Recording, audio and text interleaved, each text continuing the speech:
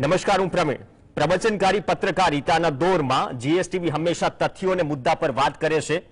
રાજ્યસભામાં એક સવાલ કરાયો કે ગુજરાત શિક્ષણમાં કેટલું વાઇબ્રન્ટ છે. રાજ્યસભાના સાંસદ ઇમરાન પ્રતાપગઢીએ સવાલ કર્યો તો કેન્દ્રીય શિક્ષણ વિભાગે જવાબ રજૂ કર્યો. સવાલ હતો ડ્રોપઆઉટ રેશિયો મામલે. આપણે દર વર્ષે કહીએ કે 1 થી 5 ધોરણમાં ડ્રોપઆઉટ રેશિયોમાં બહુ સફળ કામ કર્યું છે સરકારે, પરંતુ 6 થી 8 અને 9 થી 10માં જે ડ્રોપઆઉટ રેશિયોના આંકડો આવ્યો તો તે બાદ શિક્ષણ વિભાગ પણ હરકતમાં આવ્યું. કોંગ્રેસ પ્રેસ કોન્ફરન્સ કરે છે, થોડી મોડી કરે છે, પણ આ મુદ્દે ભૂતકાળમાં પણ કોંગ્રેસ સાથે જોડાયેલા શિક્ષણવિદો વાત કરી ચૂક્યા છે. જે આંકડા આવ્યા છે એ આંકડા એ સવાલ કરે છે કે ડ્રોપઆઉટ રેશિયો કેમ વધી રહ્યો છે, અથવા તો તેના પાછળનું કારણ શું. કેમ કે છેલ્લા અમુક સમયથી પ્રવાસી શિક્ષક હોય કે પછી જ્ઞાન સહાયક, આ તમામ નવા લેબલ સાથે આપણી સામે અમુક જાહેરાતો આવે છે અથવા તો અભિગમ આવે છે, પણ સમયસર કાયમી ભરતીના સવાલ ગુજરાતમાં ઉઠે છે. એવું નથી ભરતી નથી થતી, પણ શિક્ષકોના મામલે એ ચાહે વર્ગખંડની ઘટ હોય કે પછી શિક્ષકોની ઘટ હોય 30,000 32,000ની આસપાસ. અને એમાં પણ જો કહેવામાં આવે કે અપર પ્રાઇમરીમાં 5% ડ્રોપઆઉટ રેશિયો છે અને સેકન્ડરીમાં કુલ 17.9% ડ્રોપઆઉટ રેશિયો છે. અમદાવાદ જિલ્લાના 10,000 વિદ્યાર્થીઓ શાળા છોડી દે છે, આંકડાઓ બહાર આવે છે. તો શિક્ષણ વિભાગ ડીઈઓ તરફથી એક ઓડિયો ક્લિપ પણ મેસેજ સ્વરૂપે જાહેર કરાઈ છે, તમામને કામે લગાડાઈ છે કે કારણ શોધો. તેમના જે શાળા છોડી ગયેલા છે વિદ્યાર્થીઓ, તેમના પરિવારજનો સાથે, માતા પિતા સાથે વાત કરો. પ્રયાસ સારો છે, પણ શાળા છોડે છે કેમ? સ્કૂલ ઓફ એક્સેલન્સ ની વાતો થાય ગુજરાતમાં અને પછી એમ કહેવું પડે કે શાળા છોડી રહ્યા છે, તો કારણોની પણ વાત કરવી પડશે. તો ખરેખર દાવા સામે રાજ્યસભાના સરકારના જ આંકડા, એમની સામે સવાલ થાય કે શિક્ષણમાં ગુજરાત કેટલું વાઇબ્રન્ટ? ક્વેશ્ચન માર્ક સાથે. સ્ટુડિયોમાં મારી સાથે આ ચર્ચામાં જોડાશે KR પોટા, શિક્ષણવિદ, લાંબા સમયથી એજ્યુકેશન સિસ્ટમને ફોલો કરતા આવ્યા છે. અમુક સૂચનો છે જે સૂચનો હજુ સુધી પૂરા થઈ શક્યા નથી. પોટા સાહેબ, આપનું સ્વાગત છે. કોંગ્રેસના પ્રવક્તા તરીકે ડોક્ટર નિદત બારોટ જોડાશે, શિક્ષણ સાથે જોડાયેલા વ્યક્તિ છે. વધુ એક નામ મનુભાઈ પાવરા જોડાશે, ભાજપના પ્રવક્તા તરીકે, તે પણ શિક્ષણ સાથે જોડાયેલા છે. તમામનું સ્વાગત છે. પાવરા સાહેબ, આપથી શરૂઆત કરીએ. ડ્રોપઆઉટમાં આંકડો ચિંતાજનક છે કે શું ગુજરાતમાં, અથવા તો તેના કારણો પ્રાથમિક શું માનો છો? એક એક રિએક્શન તમામ પાસે લઈશું, કેમ કે અપર પ્રાઇમરી અને ખાસ તો સેકન્ડરી, એમાં જે આંકડો આવ્યો છે 17.9%, અને ભારતમાં ગુજરાત આ સેકન્ડરીમાં ડ્રોપઆઉટના મામલે 6થા ક્રમે છે. આપ કારણ શું માનો છો?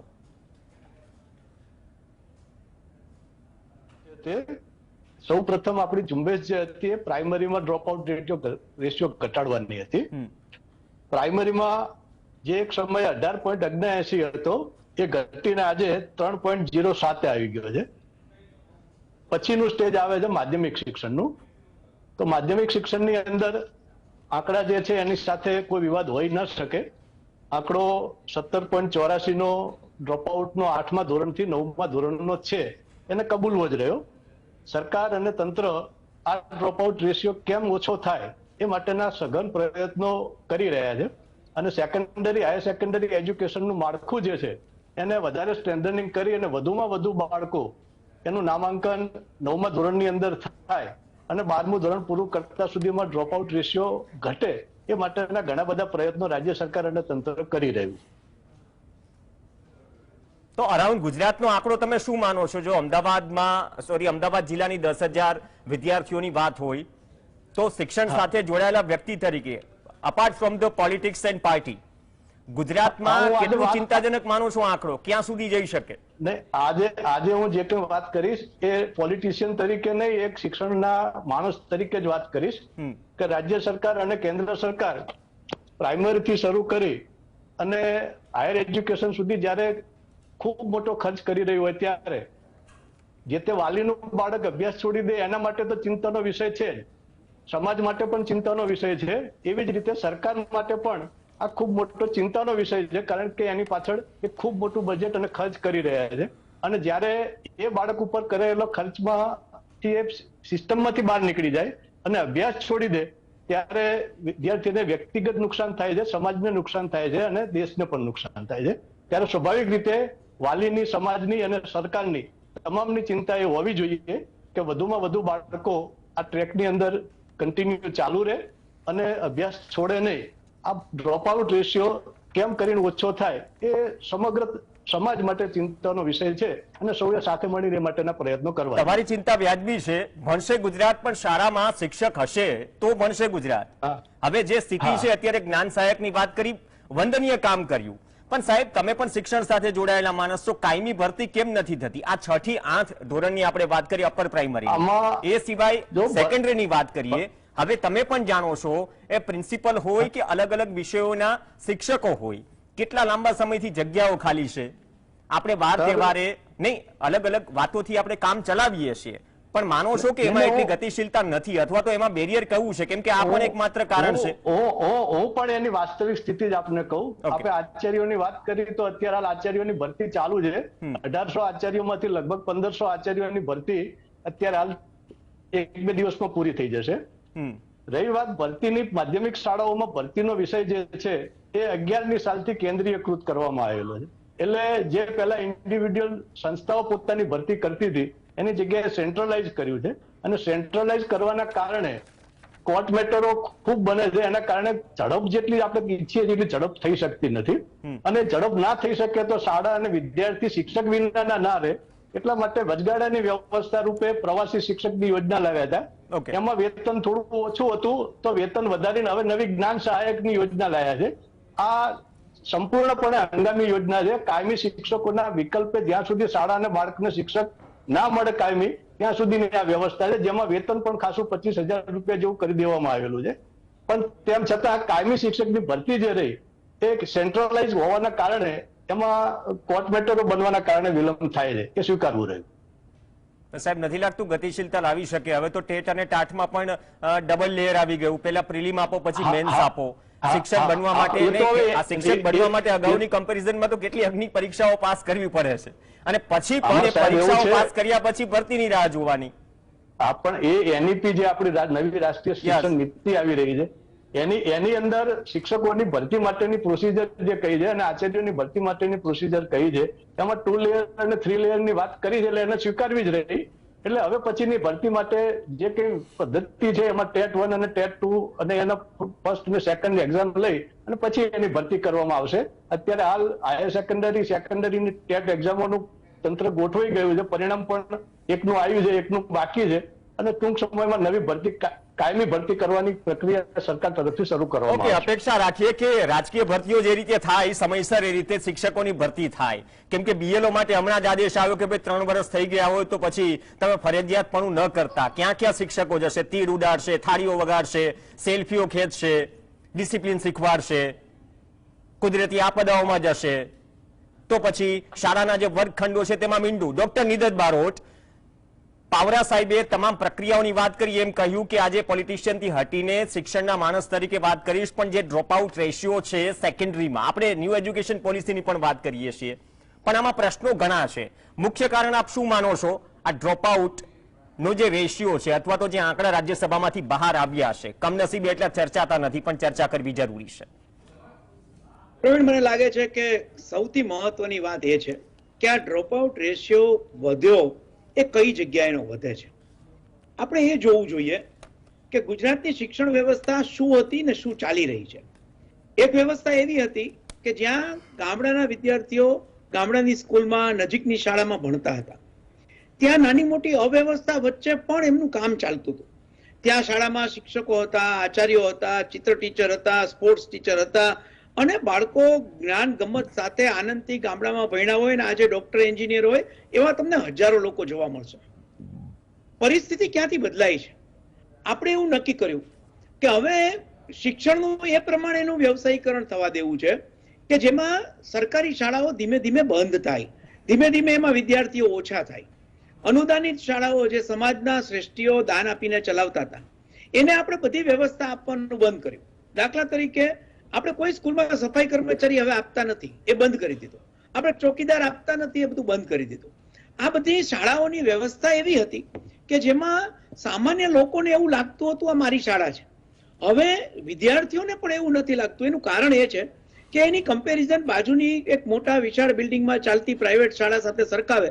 ત્યાં ચિત્ર કરાવવા વાળો ટીચર છે, ત્યાં મ્યુઝિક વાળો ટીચર છે, ત્યાં કમ્પ્યુટર્સ છે, ત્યાં કમ્પ્યુટર ઉપર કામ થાય છે.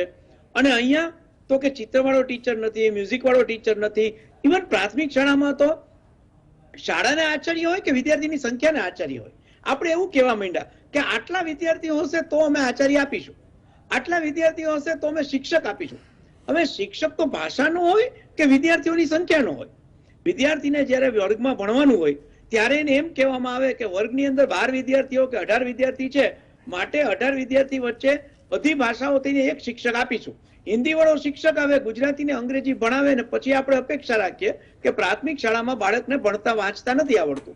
હવે આ બાળકો આ તાલીમ લઈને આ રીતે ભણી અને સેકન્ડરીમાં જ્યારે જાય છે ત્યારે સેકન્ડરીમાં ખરા અર્થમાં એમને કશું આવડતું હોતું નથી. ખરા અર્થમાં એમને ભાષા નથી આવડતી, વાંચતા નથી આવડતું. આ અનુભવ બાળક જ્યારે 9માં જાય ત્યારે અનુભવે છે કે 1 થી 8માં મને કોઈ ભણાવવા વાળું નહોતું, ત્યાં તો બધાને પાસ કરી દેવા એવી જે રાજ્ય સરકારની વ્યવસ્થા હતી કે બધા જ આગળ જાય, બધા જ આગળ જાય. આપણે મિનિમમ લેવલ ઓફ લર્નિંગ વાળી વાત લઈને આવ્યા હતા કે વર્ગખંડના 80% વિદ્યાર્થીને 80% કન્ટેન્ટ આવડે, ન આવડતું હોય તો વેકેશનમાં શિક્ષક કરાવે. આ આખો પ્રોજેક્ટ ક્યાં ગયો એ આપણને ખબર નથી. આપણે કમ્પ્યુટર ભણાવવાનું નક્કી કર્યું. આખા ગુજરાતની અંદર અનુદાનિત શાળાઓ, સરકારી શાળાઓમાં છેલ્લા આટલા વર્ષોમાં એક પણ કોમ્પ્યુટર ટીચરની આપણે ભરતી જ નથી કરી. આપણે પરીક્ષા લીધી કોમ્પ્યુટર ટીચરની, મેરિટ લિસ્ટ જાહેર કર્યું, જગ્યાઓ જાહેર કરી, પણ ભરતી ન કરી. આપણે લાઇબ્રેરિયનને કોઈ દિવસ ભરતા નથી.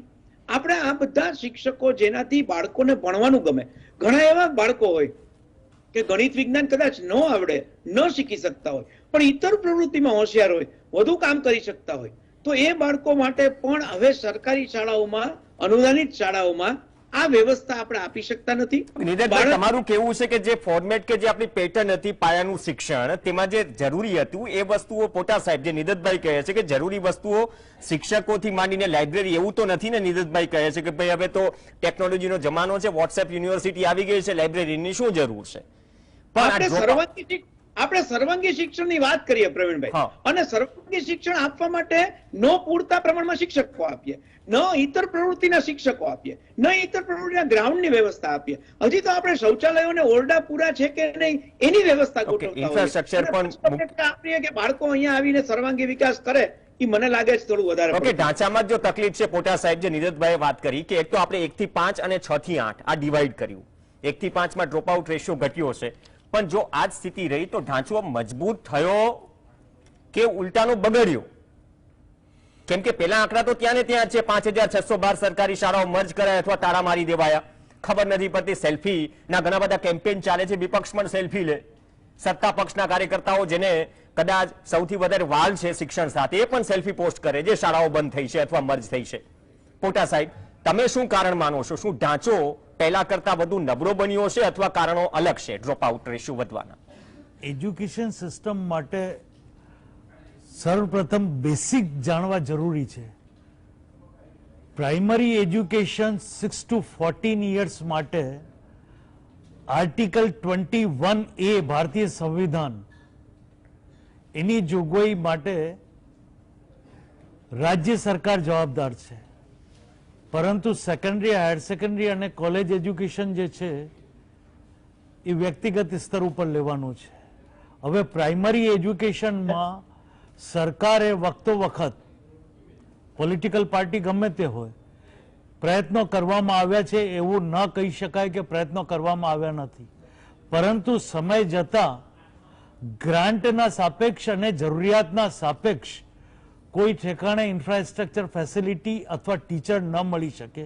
અને બીજું જે બદલીના નિયમો છે એના કારણે પણ એરિયા સ્પેસિફિક અને સબ્જેક્ટ સ્પેસિફિક વ્યક્તિઓ નથી મળતા. એટલે મલ્ટિપલ ફેક્ટર છે. કોઈ પણ વસ્તુ હોય એને એક રીતે આંકી શકાય નહીં અથવા બ્લેમ ગેમ ઉપર જઈ શકાય નહીં.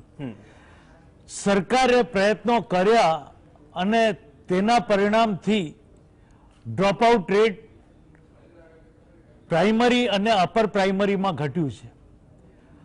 હવે સેકન્ડરી અને કોલેજ એજ્યુકેશનની વાત કરીએ તો કોઠારી કમિશન દ્વારા એજ્યુકેશનના સાપેક્ષ આર્થિક અને સામાજિક સર્વેની વાત કરી હતી. કોઠારી કમિશનની આ રિકમેન્ડેશનથી સ્થાપિત કરવા માંગતા હતા કે કોને એજ્યુકેશનની જરૂરિયાત છે અને કોને નહીં.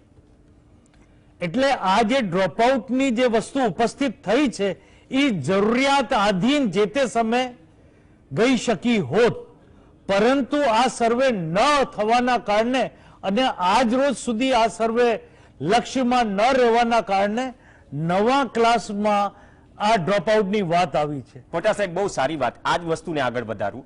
હવે ડ્રોપઆઉટ થાય છે તેના કારણો માટે કમ્યુનિકેશન કરવા માટે એ શાળાના શિક્ષક હોય, વિદ્યાર્થી હોય કે વિદ્યાર્થીના માતા પિતા હોય, કોઈ એવી સેટઅપ પ્રક્રિયા કે કોઈ એવી વસ્તુ હયાતમાં છે ખરા, અથવા તો સમયસર તેનું ફીડબેક લેવાય છે ખરા? વર્ષમાં 1 વખત, 2 વખત, 3 વખત, એના માટે કોઈ ડેટા કે એક્ઝેક્ટ એવું પ્લેટફોર્મ છે ખરા, જો આપણે ખરેખર ઢાંચો જ સુધારવા માંગતા હોઈએ? તો અહીંયા હું ડેટાની વાત કરી દઉં. ફોર્ચ્યુનેટલી અને અનફોર્ચ્યુનેટલી કમ્પ્યુટરના માધ્યમથી ડેટા લેવામાં આવે છે, પરંતુ ડેટા ફિલ્ડમાંથી સ્ટ્રેટ વે વિદ્યા સમીક્ષા કેન્દ્રમાં જાય છે. હવે મેં વારંવાર મીડિયા થ્રુ કીધું છે કે ડેટા એ કમ્પ્યુટર પર્સન ટેકલ કરી શકે, પરંતુ એના જે વિવિધ કારણો છે એ શાખા વગર હેન્ડલ થઈ શકતા નથી. હવે ડ્રોપઆઉટના આંકડા આપણી પાસે છે, પરંતુ ડ્રોપઆઉટના કારણો એરિયા સ્પેસિફિક આજ રોજ સુધી આપણી પાસે નથી. કારણ કે જ્યાં સુધી એરિયા સ્પેસિફિક કારણો ન હોય ત્યાં સુધી માસ લેવલ ઉપર એક સરખી રીતે એનો ઉપાય શક્ય નથી. કારણ કે એરિયા સ્પેસિફિકમાં લેંગ્વેજ પણ આવી જાય છે, ત્યાંની ફેસિલિટી પણ આવી જાય છે, ઇન્ફ્રાસ્ટ્રક્ચર પણ આવી જાય છે. જ્યાં સુધી આના કોર્ડિનેશન અને સારી રીતે કઈ રીતે ડ્રોપઆઉટ કમ થાય એની વાત છે, તો એના માટે હું કહી દઉં કે જિલ્લા શિક્ષણાધિકારીની કચેરીમાં ઈઆઈ અને એઆઈ ઉપલબ્ધ છે. 4 ઝોનમાં વ્યવસાય લક્ષી કેન્દ્રો ઉપલબ્ધ છે. પછી પ્રાઇમરી એજ્યુકેશનમાં ટીપીઓ અને સર્વ શિક્ષા અભિયાન અંતર્ગત વિવિધ સંવર્ગ ઉપલબ્ધ છે. હેડ ઓફિસમાં ઓફિસર્સ ઉપલબ્ધ છે. આ લોકોનું કોર્ડિનેશન કરીને અને વાલીઓ અને ત્યાંના જે પોલિટિકલ ફિગર હોય, જે ગ્રાસ રૂટ લેવલની વાતો જાણતા હોય, તે કન્વિન્સ કરીને અને બાળકોને શું કામ ભણાવવા જોઈએ એવા પ્રયત્નો સમૂહ રીતે કરવામાં આવે તો આ વસ્તુ અશક્ય જણાતી નથી. પાવરા સાહેબ પાસે ક્વિક રિએક્શન લઈ લઉં. પાવરા સાહેબ, આ બધા સંવર્ગો છે, આટલી બધી શાખાઓ છે, શું કોર્ડિનેટ કરીને ફીડબેક લેવાય છે ખરા? ડ્રોપઆઉટનો આંકડો છે, પણ કારણો સ્પેસિફિક, જગ્યા વાઇઝ, જીઓગ્રાફિકલી કારણો અલગ અલગ હોઈ શકે, પણ કારણો હશે તો એની સારવાર થશે. ચોક્કસપણે એનો અભ્યાસ થતો જ હોય છે પ્રવીણભાઈ. ડ્રોપઆઉટ માટેના કારણો જે રહ્યા એ કારણો અને પછી એના નિવારણ માટેના પ્રયત્નો પૂરેપૂરા થતા જ હોય છે. તેમ છતાંય વાસ્તવિકતા સ્વીકારવી રહી અને ટ્રેકિંગ સિસ્ટમની જે વાત કરી મોટા સાહેબે, એ વિદ્યા સમીક્ષા કેન્દ્ર એ દેશનું એક આધુનિક નમૂનારૂપ સેન્ટર છે આપણું, અને એના દ્વારા ટ્રેકિંગની સિસ્ટમના કારણે જે આંકડો આવ્યો એ 2 લાખ સમથિંગ નો હતો, જે 8મા ધોરણ પછીનો ડ્રોપઆઉટ હતો. એ વિદ્યાર્થીઓ અનટ્રેક હતા. તો માત્ર આ અઠવાડિયાના ગાળાની અંદર સરકારની તંત્રએ ઝુંબેશ ચલાવી અને 1,08,000 બાળકોને ટ્રેક કરી અને સિસ્ટમમાં પાછા આપણે એમને લાવી શક્યા છીએ. બાકીના બાળકો માટેનો પણ પ્રયત્ન અત્યારે હાલ પૂરજોશમાં ચાલી રહ્યો છે, અને આઉટ ઓફ 2,10,000 મોટાભાગના બાળકો એ આની અંદર ટ્રેકિંગમાં આવી જાય અને ડ્રોપઆઉટ આપણો ચાલુ વર્ષે જ ખૂબ મોટા પ્રમાણમાં ઘટી જશે એવું અમારી પૂરેપૂરી શક્યતા છે, અને એ માટેના પૂરેપૂરા નિદતભાઈ, સમયનો અભાવ છે. જે પાવરા સાહેબે વાત કરી, શું આ સિસ્ટમ કે આ પ્રક્રિયાથી એફિશિયન્ટ રિઝલ્ટ મળી રહ્યું છે અથવા હજુ પણ કંઈક કરવાની જરૂર છે? મને લાગે છે કે એમને કીધું એ વાત સાચી કે આપણે ફરીથી ટ્રેકમાં લાવીએ, પણ આપણે ઘોડાને પાણી પીવાની નદી સુધી લઈ જઈ શકાય, પીવડાવી કેવી રીતે શકીશું? પીવડાવવા માટે તો આપણી પાસે મેનપાવર જોઈશે. પીવડાવવા માટે આપણી પાસે ત્યાં પૂરતા પ્રમાણમાં શિક્ષકો, ઇન્ફ્રાસ્ટ્રક્ચર ફેસિલિટી, અનુદાનિત કોલેજ, અનુદાનિત શાળાઓ અને સરકારી શાળાઓ છે, એમાં બાળકોને આવું ગમે એવું વાતાવરણ, એનું ભાવાવરણ કેવી રીતે ઊભા કરાય, એ તો ટેકનિકલી થાય નહીં. કોઈને ખબર છે કે રાજકોટની પાસે જસદણ પાસે કમળાપુર ગામમાં એક શાળા હોય તો એ શાળાની શું વ્યવસ્થા છે, ત્યાં શું જરૂરિયાત છે, ત્યાંના બાળકોની ભૌતિક રિક્વાયરમેન્ટ શું છે, આપણે એ કોઈ તો ડેટા લેતા નથી. આપણે ડેટા એવો લેવો જોઈએ શાળાના સ્કૂલના ટીચર પાસેથી કે તમારા ત્યાંથી બાળકો બહાર ગયા એનું મુખ્ય કારણ શું હતું, શા માટે એને 9મા ધોરણમાં સેલ્ફ ફાઇનાન્સમાં જવું પડ્યું, શા માટે આપણી સ્કૂલમાં એ ન ભણ્યો, કયા શિક્ષકો આપણા ત્યાં ઓછા હતા, કઈ ઇન્ફ્રાસ્ટ્રક્ચર ફેસિલિટી ઓછી હતી, કેમ આપણા ત્યાં કોમ્પ્યુટર શીખડાવવા માટે શિક્ષક નથી, તો તમે શું વ્યવસ્થા માંગો છો. આપણે એવી વ્યવસ્થા માંગવી જોઈએ, એવો ડેટા કલેક્ટ કરવો જોઈએ અને ભય મુક્ત ડેટા આપે એની વ્યવસ્થા કરવી જોઈએ. સરકાર સારું લાગે એટલે એમ કહી દે કે અમારા ત્યાં કસોટી લેવાની ને બધા પાસ થઈ ગયા. ઓકે, ને છોટાઉદેપુરનો ડેટા હતો જ ને, છોટાઉદેપુરમાંથી સમયનો થોડો અભાવ છે, પણ આ પ્રક્રિયા સુધારવાની 30 સેકન્ડ જેટલો સમય છે. પાવરાભાઈ, પ્રવીણભાઈ, નિદતભાઈએ કહ્યું તેમ બાળક અભ્યાસ છોડે છે એની પાછળ ફેસિલિટી નથી એ કારણ નથી, કારણ કે માત્ર 17% બાળકો રહ્યા, એના સોશિયો ઇકોનોમિક કારણો ઘણા બધા છે, એના કારણે અભ્યાસ છોડે છે, નહીં કે ફેસિલિટી ઓછી હોવાના કારણે. પૂરતી શાળાઓ છે, પૂરતા શિક્ષકો છે, પૂરતી શિક્ષણની વ્યવસ્થા છે, 83% બાળકો એનો લાભ લઈ રહ્યા છે, 17% બાળકો જે બહાર નીકળે છે એના કારણો શિક્ષણની સુવિધા ઉપલબ્ધ નથી તે નથી, એના પરિવારની આર્થિક અને સામાજિક સમસ્યાઓ કારણભૂત છે, જેના કારણે બાળક સ્કૂલમાં નથી આવતું. ચાલો તો ગ્રાન્ટેડની જીવંત કરો. આટલી બધી સંસ્થાઓ છે, 32,000 શિક્ષકોની જો જગ્યા ખાલી હોય, ઘણી જગ્યાએ સારા શિક્ષકો છે, પૂરતા શિક્ષકો છે, પણ જ્યાં નથી બદલી થઈ ગઈ છે, હજી પહોંચતા 1.5 વર્ષ થશે, જ્યાં બદલી થઈ જાય છે, માર્ક લાગી ગયો છે, ઇંગ્લિશ હોય કે ગણિત હોય, જ્યાં સુધી ત્યાં બદલી નહીં થાય ત્યાં સુધી એ બાળકો જે છે એ શાળાના તે અભ્યાસ વગર વંચિત રહેશે. અને એક જ શિક્ષક જો બધા જ વિષય ભણાવશે તો બની ગયા વિશ્વગુરુ, એ પણ તમે સ્વીકારશો. તો આ કદાચ પ્રયત્નો પાવરા સાહેબ બધાએ કરવા પડશે ને, એફિશિયન્ટ. કેમ કે જો સરકારી શાળામાંથી કોઈ બાળક શાળા છોડીને જાય છે, કારણ કોઈ પણ હોય, કારણ સોશિયલી પણ હોઈ શકે, આર્થિક રીતે પણ હોઈ શકે, પણ શિક્ષકો હોય, સુવિધાઓ હોય, અથવા ઓરડાઓ હોય, અથવા આપણો અભિગમ હોય, જો તે પણ આમાં જવાબદાર હોય તો પછી સરકારની જે સિસ્ટમ છે અથવા તો સરકારની જે એજ્યુકેશન સ્ટ્રક્ચર છે, આ બાળકો તેને નકારી રહ્યા છે અને આ એ જ બાળકો છે જે આપણા ભવિષ્ય છે. તો અપેક્ષા રાખીએ કે ડ્રોપ આઉટ રેશિયો ઓછો થાય અને એફિશિયન્ટ કામ થાય. જોઈન્ટ એફર્ટ પણ ઓડિયો ક્લિપ વાયરલ થઈ એ રીતે એફિશિયન્ટ થોડા કામ થાય, કેમ કે આંકડાઓ થોડા ચિંતાજનક છે, ચિંતા કરવી જરૂરી છે. ધન્યવાદ પોટા સાહેબ, નિદતભાઈ અને પાવરા સાહેબ ચર્ચામાં જોડાવા માટે. આ સાથે ચર્ચામાં હાલ બસ આટલું જ. નમસ્કાર.